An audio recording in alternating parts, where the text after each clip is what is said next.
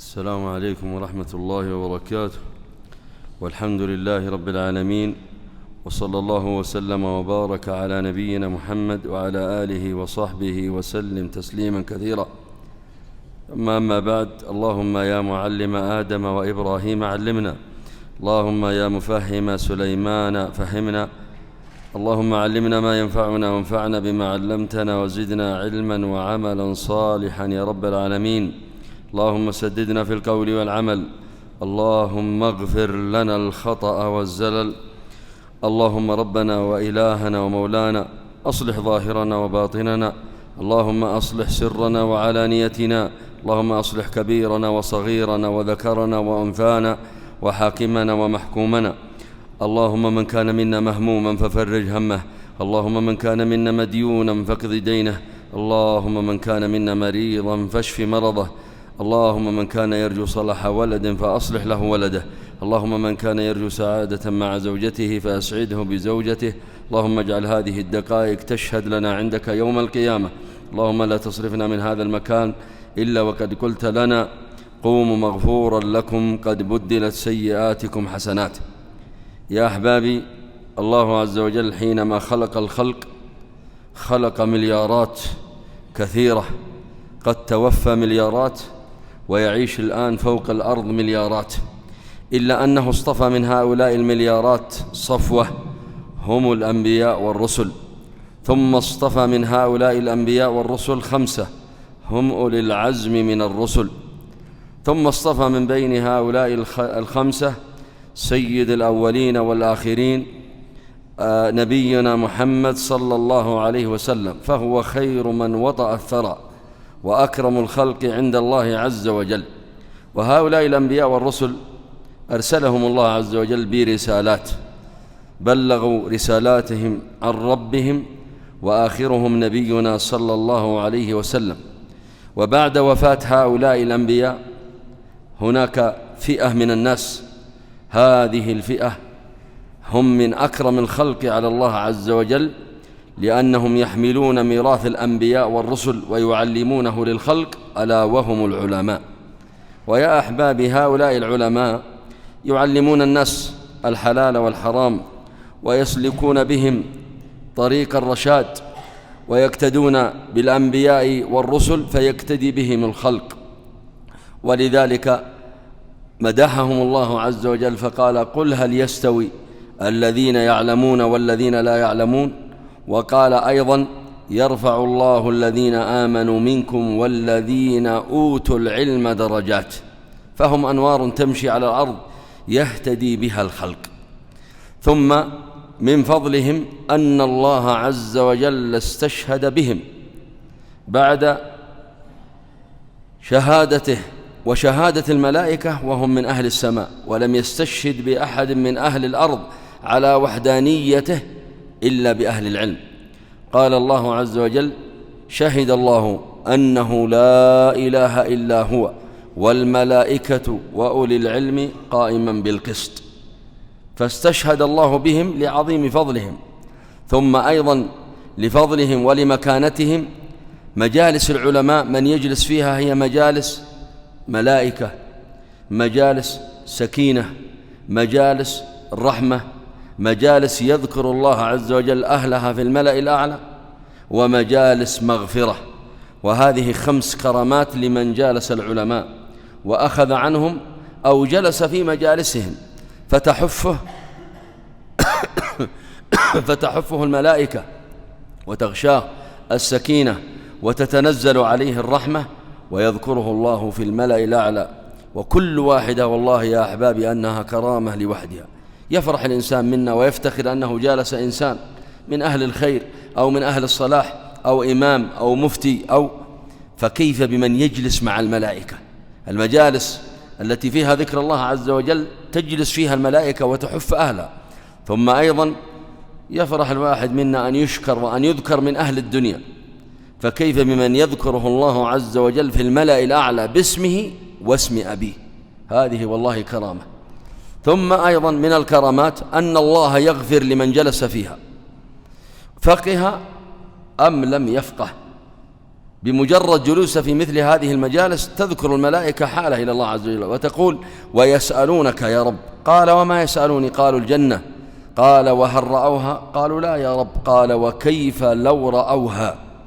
الجنة هذه اللي نسمع عنها ونسمع عن أنهارها ونقرأها في القرآن، ترى ليس بينها تشابه وبين الدنيا إلا في الأسماء فقط. ويستعيذونك، قالوا: ويستعيذونك. قال: ومما؟ قالوا: من النار. قال: وهل رأوها؟ قالوا: لا يا رب. قال: وكيف لو رأوها؟ نار جهنم هذه تذوب فيها الجبال. والثالثة وهي الشاهد: قالوا: ويستغفرونك. قال: أشهدكم أني قد غفرت لهم. فتقول الملائكة: يا رب، فيهم عبدك فلان الخطاء.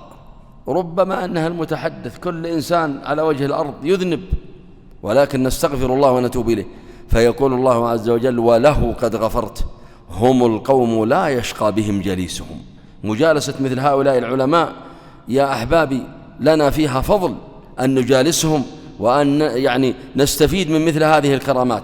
أيضا من الكرامات أنهم أكرم الخلق على الله عز وجل. والدليل أن الصحابة سألوا النبي صلى الله عليه وسلم: من أكرم الناس؟ قال: أتقاهم. قالوا: معا هذا نسألك. قال: الكريم ابن الكريم يوسف ابن يعقوب ابن إسحاق ابن إبراهيم الخليل. هذا إنسان كريم، نسب عالي، نبي ابن نبي ابن نبي ابن نبي. قالوا: معا هذا نسألك يا رب. قال: فعن معادن العرب تسألوني؟ خياركم في الجاهلية خياركم في الإسلام إذا فقهوا. إذا فقه الإنسان فهو من خير الخلق عند الله عز وجل. وأيضا بعد ذلك قول النبي صلى الله عليه وسلم: من يرد الله به خيرا يفقهه في الدين. وهؤلاء العلماء يا أحبابي هم الذين يعلموننا الحلال والحرام والناسخ والمنسوخ والعام والخاص. كلنا لا نفقه في دين الله إلا شيئا قليلا، فلذلك ينبغي للإنسان أن يجالس العلماء وأن يأخذ منهم. ومن ذلك أيضا هم أكرم الناس على الله عز وجل، أو خير الناس. حينما سئل النبي صلى الله عليه وسلم وقيل له: من أكرم الناس؟ قال: يوسف ابن يعقوب ابن إسحاق.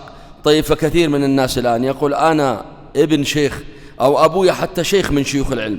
ترى لا ينفع الإنسان نسب في مثل هذا الزمن.